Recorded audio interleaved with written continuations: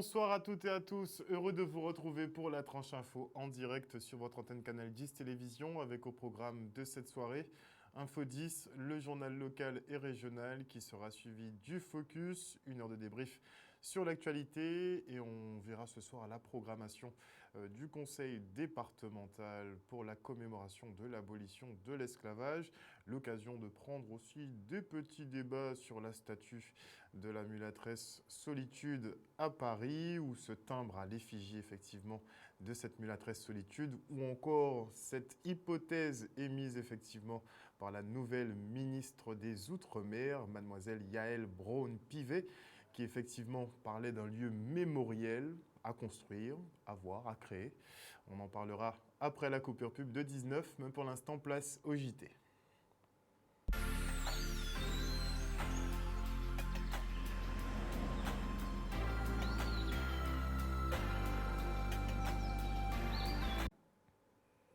Nous sommes le lundi 23 mai 2022 et après plus de 9 mois de lutte, les suspendus sont en passe visiblement d'obtenir gain de cause. Privés de leurs droits syndicaux en plus de leur salaire, les agents ont intenté des actions en justice qui s'avèrent concluantes entre suspension, refus de troisième dose, burn-out et départ en congé.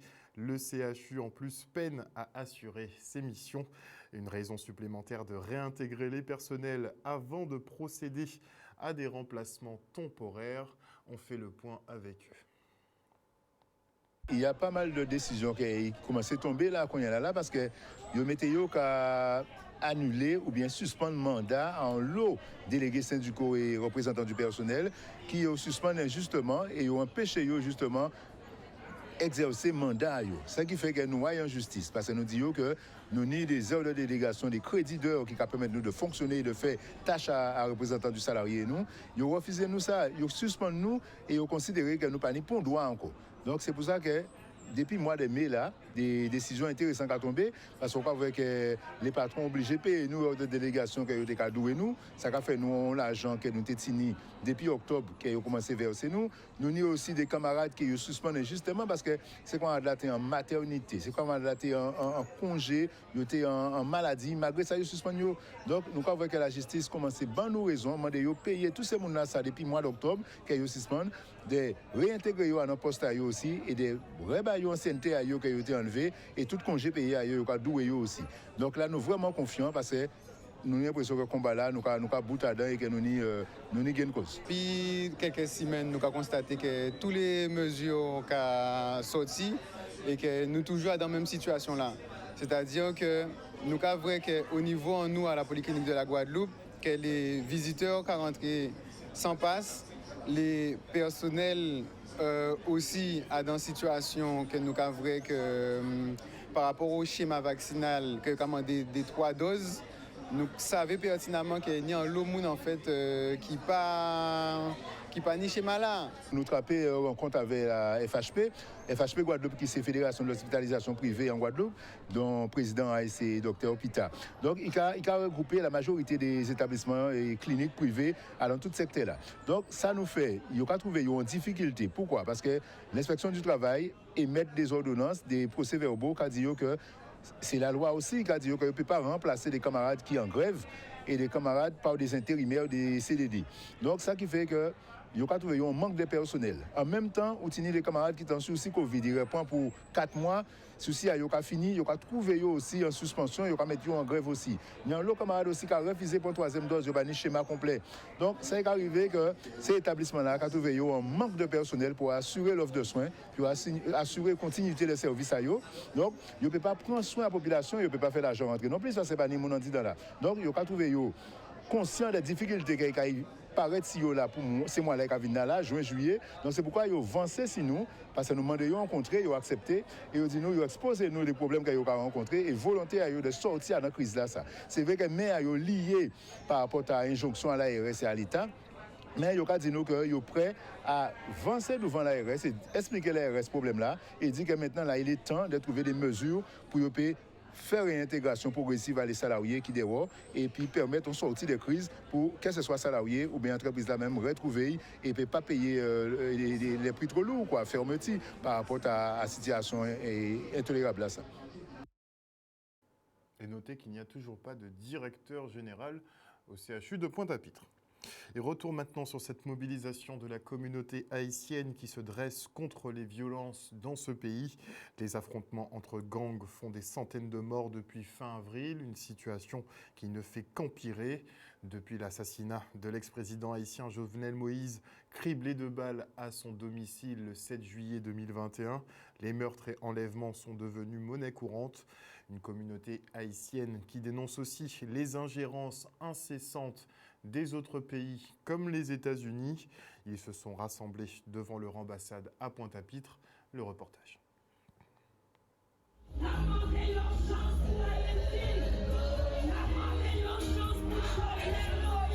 Eh bien, nous faisons un défilé, c'est pour rassembler tout Haïtien, pour faire que nous bloquer en Haïti, nous pas aller et ça pas un pays là avec consulat qui pas représenter nous. Pour faire un passeport, il faut attendre n'importe 8 mois pour faire un passeport.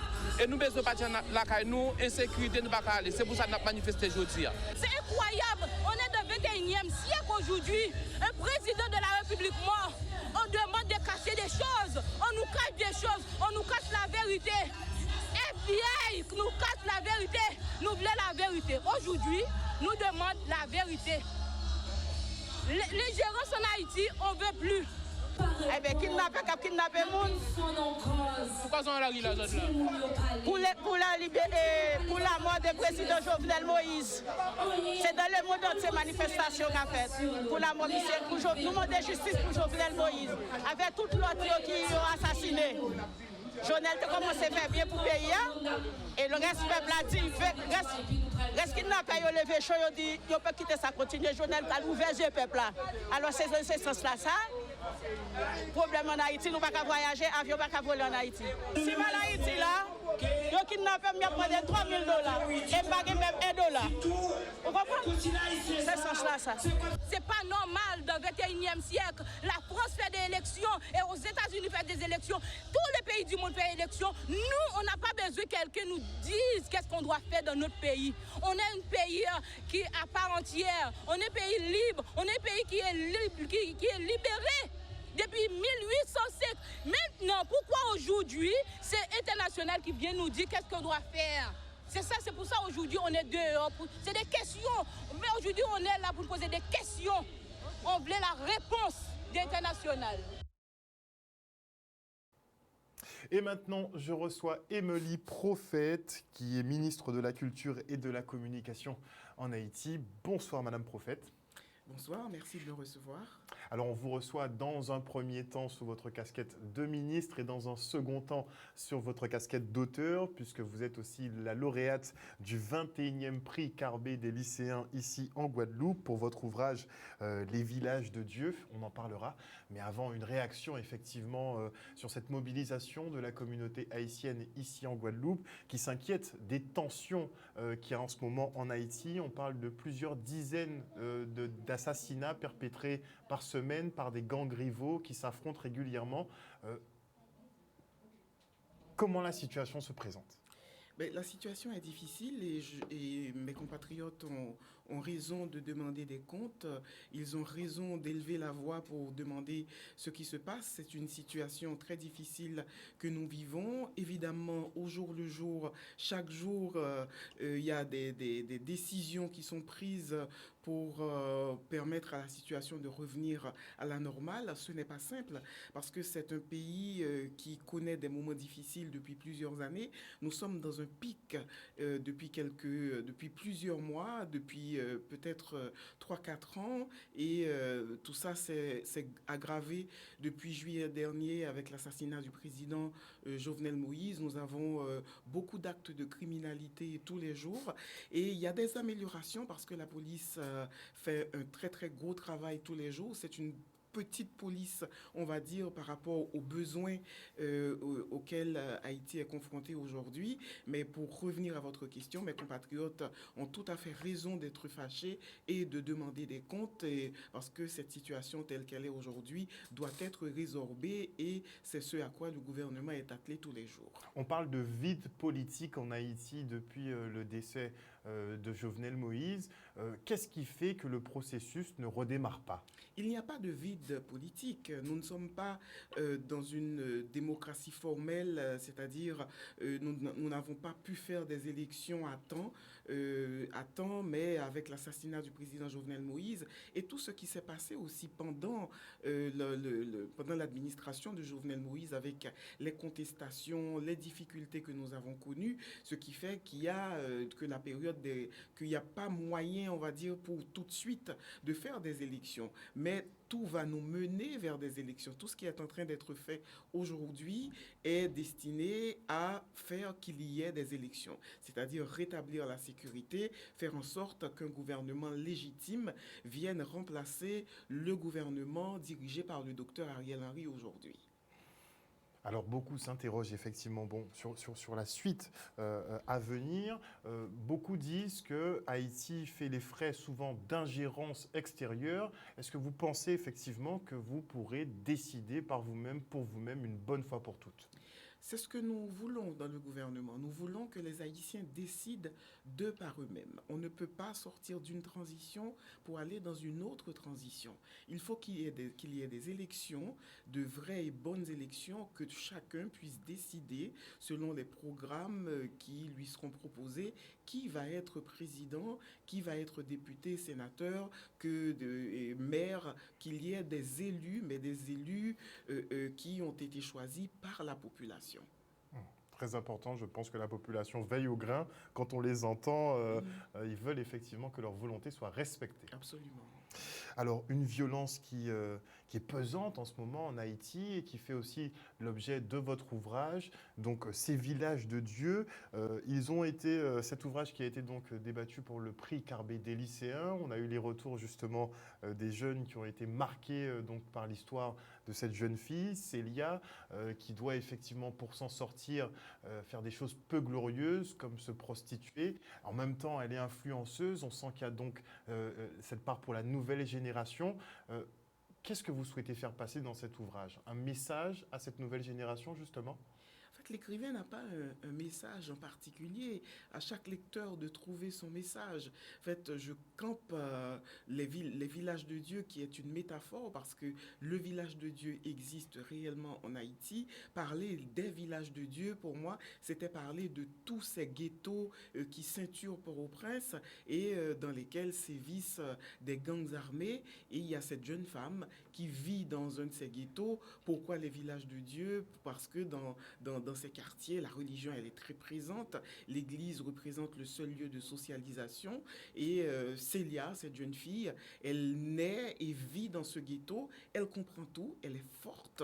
Elle domine tout. Elle surplombe la situation. Elle nous l'explique. Donc, elle nous apporte la vie quotidienne de ces gens et des bandits, mais aussi des autres personnes. Parce que dans ces cités, il n'y a pas que des membres de gangs.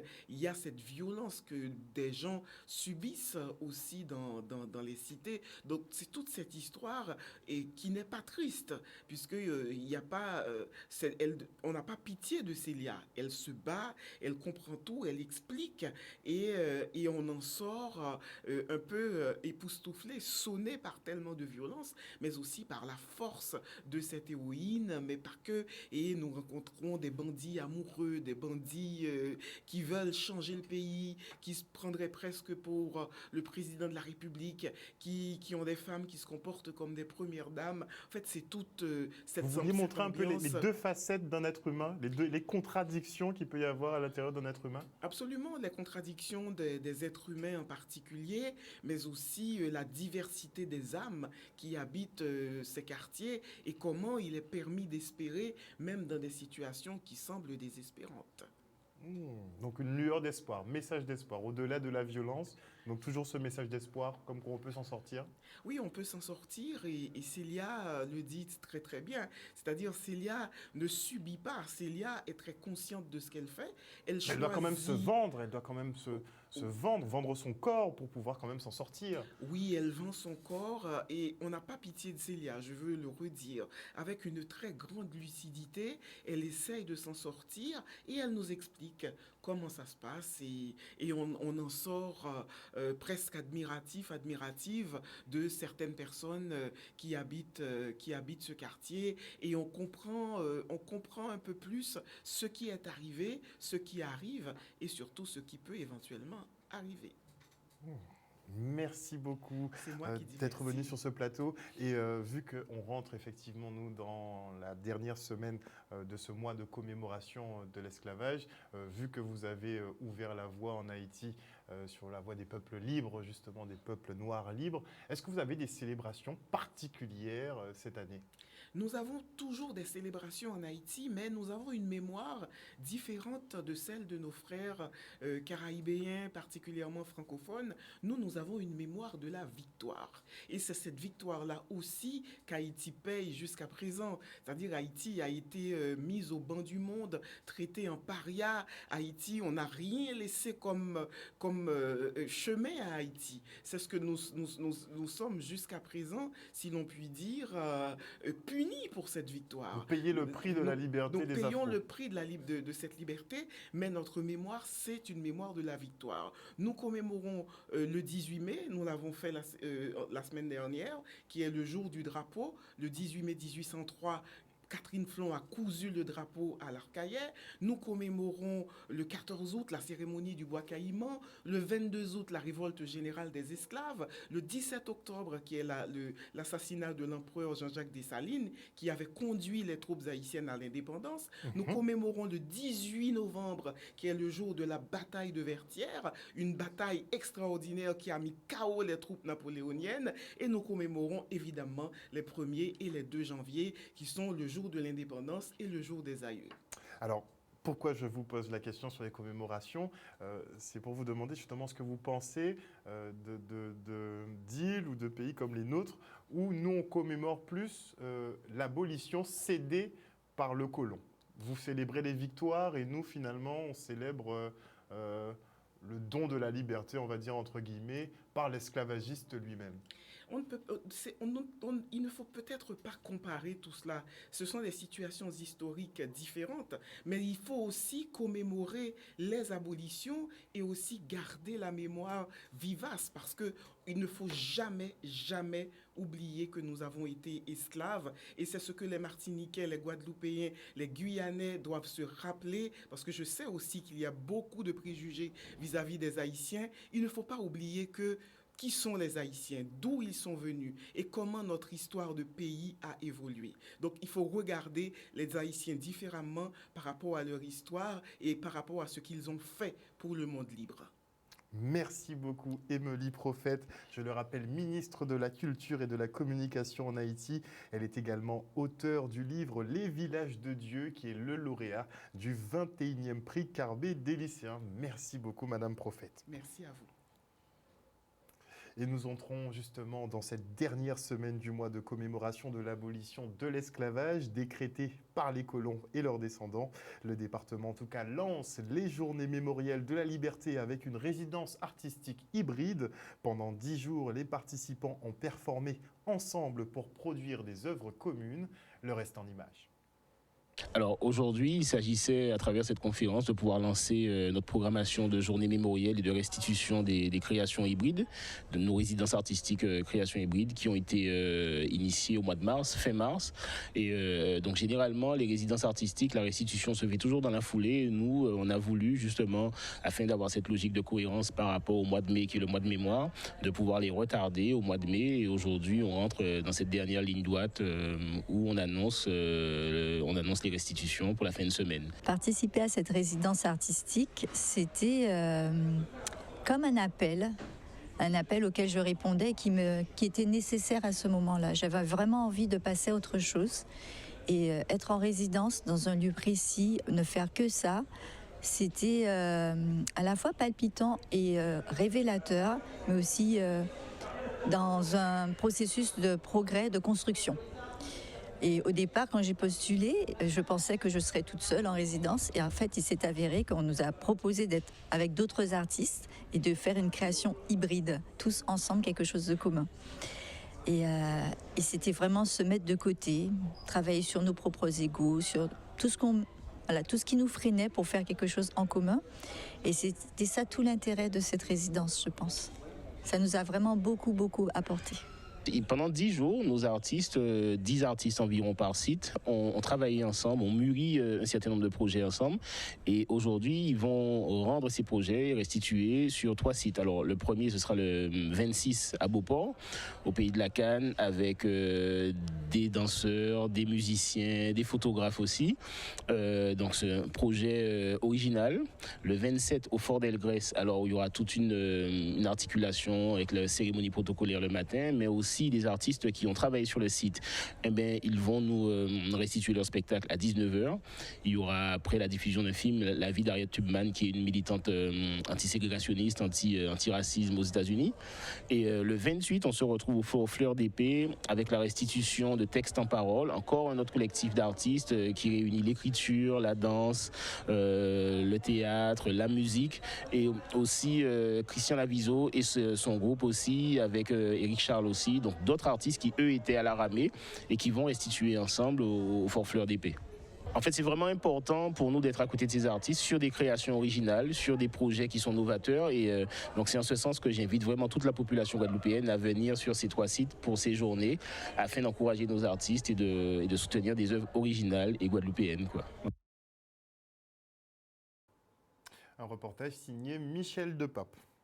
Et candidat à sa réélection à la tête du premier canton, Olivier Servat a annoncé officiellement sa candidature. Ce dernier refuse de cautionner la gestion de crise Covid du gouvernement et de porter l'étiquette En Marche. Il entend même créer un groupe parlementaire des Outre-mer. On l'écoute. Nous avons un bilan que nous avons remis officiellement aujourd'hui à la population, qu'il soit exhaustif ou synthétique. Cette fois-ci, nous avions une suppléante de Marie-Galante. La première fois, je dois bien admettre que j'avais 5 ans de moins, plus jeune. Une femme mère de Capesterre de Marie-Galante, de grande qualité, reconnue au niveau Guadeloupe. On a bien travaillé ensemble. La circonscription, c'est aussi Morne-à-l'Eau, Pointe-à-Pitre, en plus des Abîmes et Marie-Galante. Et cette fois-ci, nous avons choisi de faire tourner la suppléante et d'avoir une suppléante de Morne-à-l'Eau, en l'occurrence la première adjointe à la municipalité de Morne-à-l'Eau de Jean Bardin, Madame Sandra Manette, une femme de grande qualité dont nous sommes très contents. Et pour Marie-Galante, s'il fallait les rassurer, je dois dire que j'ai ma permanence à Marie-Galante. Il faut savoir reconnaître lorsque quelqu'un travaille. Olivier Servat a été élu en 2017. Il a montré qu'il voulait travailler pour sa population et défendre l'intérêt des Guadeloupéens. Il a été à l'écoute, surtout ces derniers temps, lorsqu'il a s'agi de montrer sa proximité avec la population par rapport à la crise sanitaire et dans d'autres circonstances également. Donc lorsqu'il m'a demandé de l'accompagner pour être sa suppléante, j'ai tout de suite accepté parce que j'ai reconnu en lui quelqu'un d'engagé et qui veut travailler pour sa population. Et donc aujourd'hui, en Guadeloupe, nous avons d'énormes problèmes encore à résoudre. Il a déjà commencé à travailler, mais je pense qu'il n'a pas fini et qu'il pourra encore continuer et faire de bonnes choses pour nous en Guadeloupe et aussi l'ensemble de la Guadeloupe. Quand nous avions des taux de vaccination bien inférieurs à ceux de l'Hexagone, nous n'avons pas été entendus. Ça a créé de la tension, ça a créé des troubles sociaux, ça a créé de la douleur, ça a créé des suspensions de soignants non vaccinés. Pour ceci, je suis contre, j'ai voté contre le pass sanitaire en juillet-août 2021. J'ai voté contre le pass vaccinal en janvier 2022. Je suis contre la suspension des soignants et donc non vaccinés. On doit les réintégrer, on doit pouvoir les indemniser de leur temps de grève. Et donc pour toutes ces raisons, je n'ai pas sollicité l'investiture en marche, je n'en veux pas. Nous irons sur notre bannière propre, Guadeloupe d'Ouvent, le sens du pays. Voilà, parce que, et puis tous ceux qui veulent nous soutenir pourront le faire, mais voilà le sens de notre action pour cette nouvelle législature. Et ils sont nombreux, les candidats en lice pour ces élections législatives. Ils sont 12 dans la première circonscription, 15 dans la deuxième, 20 dans la troisième et 12 dans la quatrième. Et notez effectivement que la règle est claire pour les 14 membres du gouvernement candidats aux législatives, dont Justine Bénin. Si elle n'est pas élue dans le deuxième canton où elle se présente, eh bien, la secrétaire d'État à la mer devra quitter le gouvernement. comme tous ses camarades qui ne gagneront pas le suffrage. Et on se rend maintenant à la ville de Sainte-Anne qui lance son atlas de la biodiversité. Cet outil vise à mieux connaître et référencer les mares, flore, faune terrestre et aquatique de ce territoire. Une banque de données qui permettra une meilleure prise de conscience autour de la protection de notre environnement tellement riche. Un site évolutif puisque les mises à jour avec les nouvelles espèces seront réalisées par des professionnels, mais aussi le grand public. Donc vous pourrez porter vos contributions. Le reportage. La biodiversité est un outil d'aide à la décision à la fois politique, mais également au niveau des actions que doivent mener la ville en matière notamment d'urbanisme et de protection de certaines zones. Donc l'intérêt pour nous et l'enjeu pour la ville, c'est d'avoir cet outil qui permettra de cartographier donc les espèces qui existent et de savoir sur quelles zones des actions devront être menées afin de protéger certaines espèces, protéger certaines zones et d'avoir des aménagements qui restent cohérents avec la biodiversité de la commune. Il faut savoir que la ville et notre maire en particulier prend beaucoup en compte ces questions de biodiversité puisque ça constitue un enjeu de société important. Nous connaissons aujourd'hui les risques qu'il y a par rapport au réchauffement climatique et tous les impacts que ça pourrait avoir sur notre environnement. Donc il est important pour nous que de plus en plus que la population s'implique et que la population essaie de prendre à bras-le-corps ces questions de biodiversité. Cet atlas il va se développer en plusieurs volets, c'est ce qu'on a présenté tout à l'heure. Le premier volet, c'est être l'acquisition de connaissances. Donc on récupère toutes les données faune et flore et milieux naturels qu'on peut trouver sur la commune. Ensuite, on va les organiser. On va réaliser également nos propres inventaires de terrain pour compléter ces données. Il y aura également des inventaires de terrain du citoyen en fait, puisque tout le monde peut participer, c'est le but de cet atlas. Et ensuite, on réunit toutes ces données, on fait une cartographie.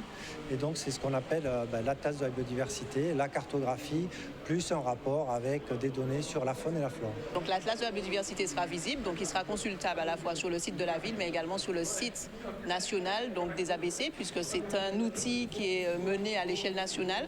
Donc, toutes les communes ou toutes les communautés d'agglomération ont la possibilité donc, de réaliser cet atlas et de le mettre en ligne afin que la population puisse avoir accès de manière libre et gratuite. Ma mission consiste à la protection et la surveillance du littoral.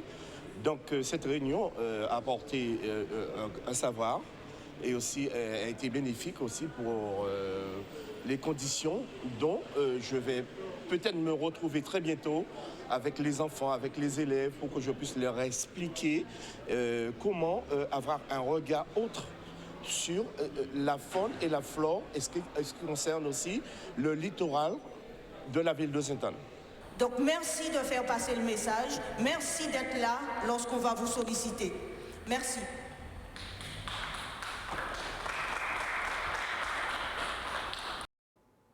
Beaucoup en ont rêvé, moi y compris, en tout cas la ville de Moule l'a fait hier. Les rues se sont transformées en véritable circuit de karting.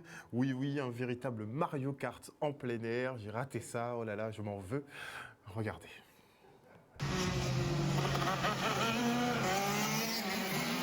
Pour organiser une course, ça demande énormément d'énergie. C'est très complexe. Administrativement parlant, il faut faire les choses correctement parce que bon, là on parle de course, on parle de sécurité. Il y a tout plein de choses qui rentrent dans le contexte, donc oui, c'est très compliqué. Et c'est d'ailleurs pour ça que bon, on milite et on essaie d'avoir une piste pour justement pour cette pratique.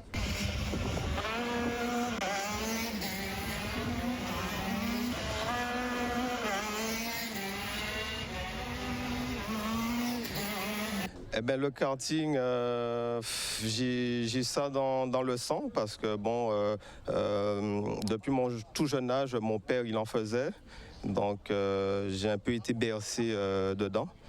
Et puis à mon âge, j'y suis encore.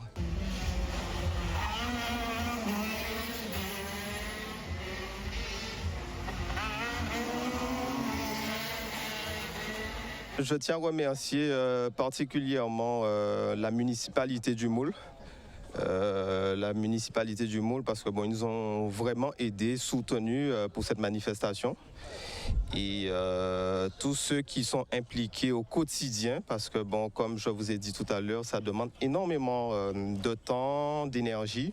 Donc les gens ils se connaissent, hein.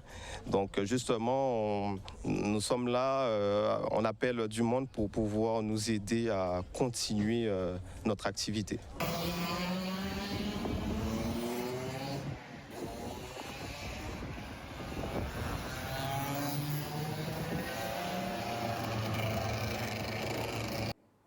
Ça, c'est vraiment topissime, ça. Il faut y penser vraiment plus souvent. Et voilà, chers téléspectateurs, nous sommes arrivés au terme de ce journal. Merci pour votre fidélité à ce programme. N'oubliez pas que sur Canal 10 Télévision, vous faites l'information que nous diffusons. Le journal local revient demain à 18h30. Passez une bonne soirée sur notre antenne. Bisous, bisous tout le monde.